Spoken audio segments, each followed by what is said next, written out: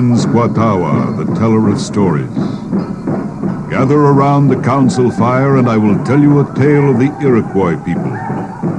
It is the story of the robin's red breast. In the time of the falling leaves, the bravest of the Iroquois hunters went to the north to hunt the great moose. All during the cold winter, the people would feed on the meat brought back by these brave men. The youngest of the hunters was called Bright Sun. He was the chief's son and a strong youth who was eager to learn the ways of the hunt.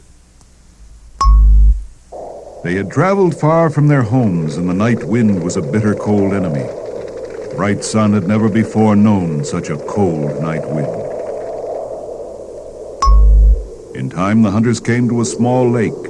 Here they built a lodge of wood, for they knew it would be many days before they had killed enough moose to last the winter. Inside the lodge, the hunters built a fire. The smoke escaped through a smoke hole in the roof and rose to the sky. They were able to find some small game with which to feed themselves, but it was a very strange thing. They had seen no sign of the moose. Day after day they hunted, but it was no use. They could find no moose. Finally, all of the small game was gone. The four hunters grew tired and hungry as the days passed, and they could find no food. We must go back to the lodges of our people. No, I will return only when I have found food to take with me. Day after day they searched, but they returned each night with nothing to show for the day's hunt. It is not possible for us to stay here any longer. I say that we should begin our journey to our homes now, before the snow traps us. I am ashamed to say that I agree. You may do as you wish. I will remain.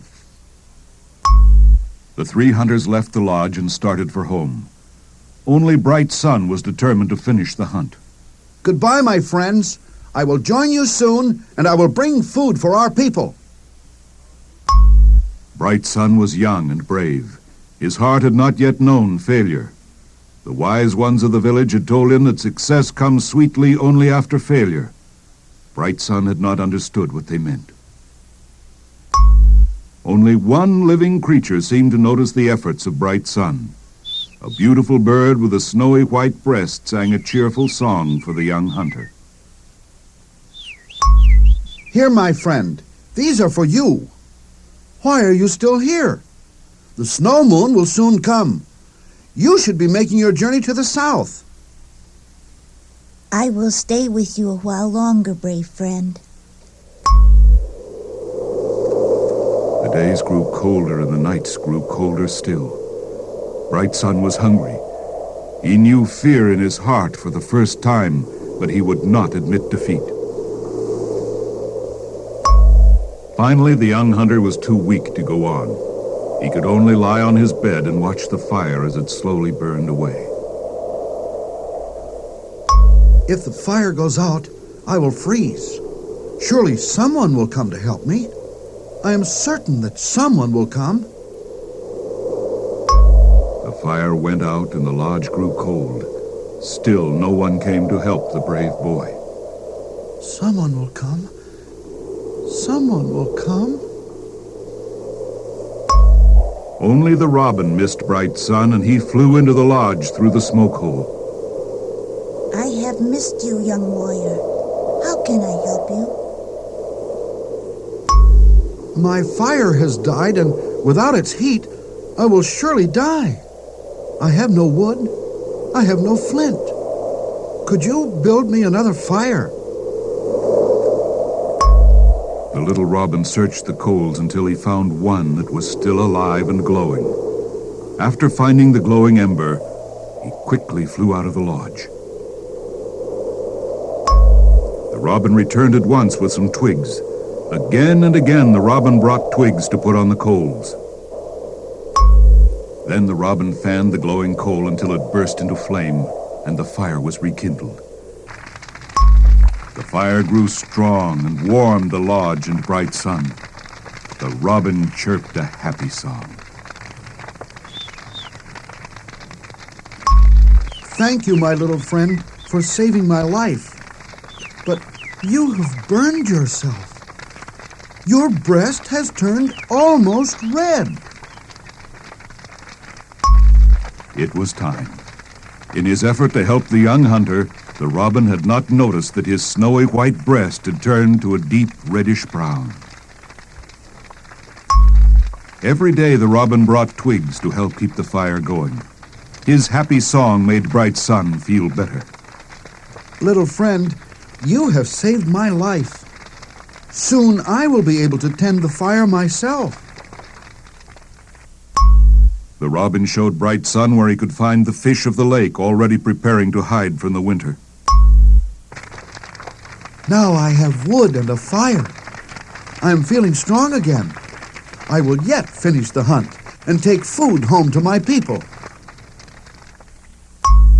Not long after, Bright Sun did find a large herd of moose.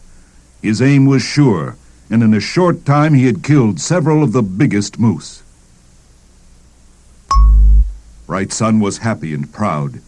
He would return with much meat and many skins. His people would have food to eat and skins to keep them warm during the long, hard winter. I must go, my friend. I feel the snow wind coming, and I must begin my journey to the south. I will miss you very much, little friend. How can I ever thank you for saving my life? In the spring, my mate and I will find your lodge and nest nearby. Goodbye, dear friend. I will look for you in the spring.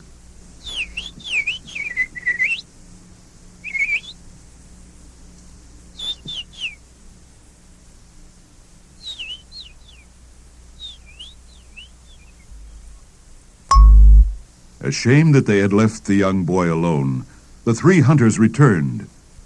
To their surprise, they found Bright Sun finishing his preparations to return to the village. You will be called the mightiest of hunters. Your name will be sung in many lodges. Your courage and deeds are worthy of a great feast. My friends, those who sing of Bright Sun must also sing of the robin who made all things possible. For many days there was feasting and singing in praise of Bright Sun, the son of the chief and the mightiest hunter of all the Iroquois, and the robin who had saved his life. The snow moon had passed, and it was time for the earth to be reborn. Bright Sun waited anxiously for his friend the robin to return. Then, one day, Bright Sun heard the song that he had missed for so long. High in a tree beside his lodge, the robin with his mate had returned and made his nest. The robins were given food by the grateful village. In time, the nest was crowded with 5 baby robins. From that day to this, the robin has borne his red breast proudly to tell the world of his love and friendship for man. Each spring, he comes to build his nest close to the lodges of men and to sing his song of friendship.